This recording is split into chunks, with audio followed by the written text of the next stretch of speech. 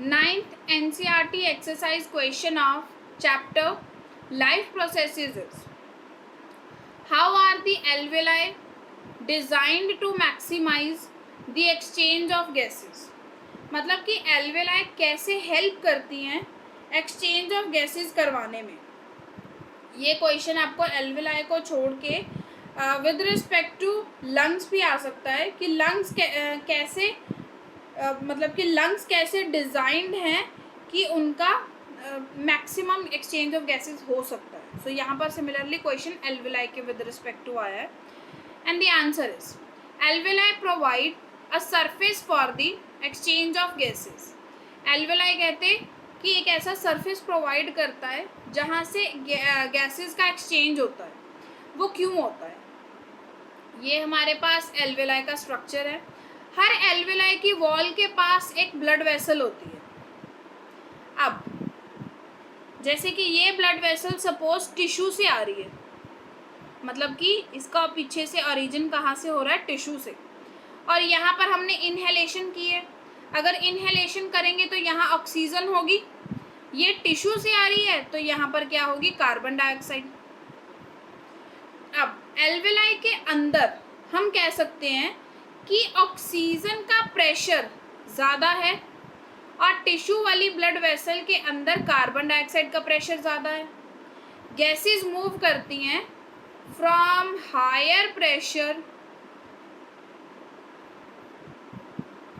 To lower pressure.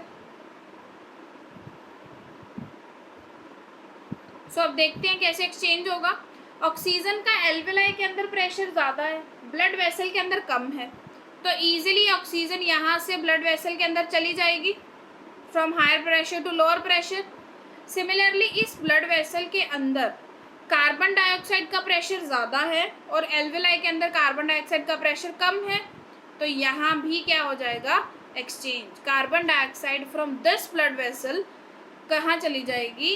Into the alveoli. Clear? सो जो ये extensive network होता है ब्लड वेसल का, यही हेल्प करता है कि एक्सचेंज ऑफ गैसेस ज़्यादा से ज़्यादा हो पाए. सेकेंड थिंग, ईच लंग के अंदर बहुत सारे एल्वेलाइज होते हैं which is a balloon like structure. एक एल्वेलाई के अंदर ऑलमोस्ट मिलियंस ऑफ एल्वेलाइज होते हैं. क्लियर? इसके अलावा बाकी हम आपको पता है हम इनहेलेशन और एक्सहेलेशन कैसे करते हैं. जब इनहेलेशन करना होता है हमारे रिब्स आउटवर्ड्स मूव करते हैं और डायफ्राम जो कि पहले ऐसे होता है ऑलमोस्ट फ्लैट होता है, वो नीचे की तरफ मूव करके ऐसे होता है. सो रिब्स बाहर की तरफ आ गए, डायफ्राम नीचे की तरफ मूव हो गया, वहाँ का एरिया इंक्रीज हो गया. एरिया इंक्रीज हो जाएगा तो प्रेशर डिक्रीज हो जाता है, क्योंकि एक फिजिक्स का फॉर्मूला होता है pressure is equals to force upon area, which means अगर एरिया इंक्रीज होगा तो प्रेशर डिक्रीज होगा. तो यहाँ पर प्रेशर डिक्रीज हो गया. तो similarly on the same side environment के अंदर ऑक्सीजन का प्रेशर ज़्यादा है, gases will move from higher pressure to lower pressure, तो ऑक्सीजन इन्वायरमेंट से हमारे लंग्स के अंदर आ जाती है. लंग्स में से फिर वो कहाँ चली जाती है? एल्वेलाइज के पास. सिमिलरली जब हमें एयर को बॉडी से बाहर निकालना है, डायफ्राम बहुत ज़्यादा ऊपर मूव कर जाती है और रिब्स अपना रिलैक्स हो जाती है. जैसे ही ये होगा कि डायफ्राम ऊपर की तरफ मूव हो गई और रिब्स रिलैक्स हो गई, तो एरिया डिक्रीज हो जाएगा. एरिया डिक्रीज होगा तो प्रेशर इंक्रीज होगा.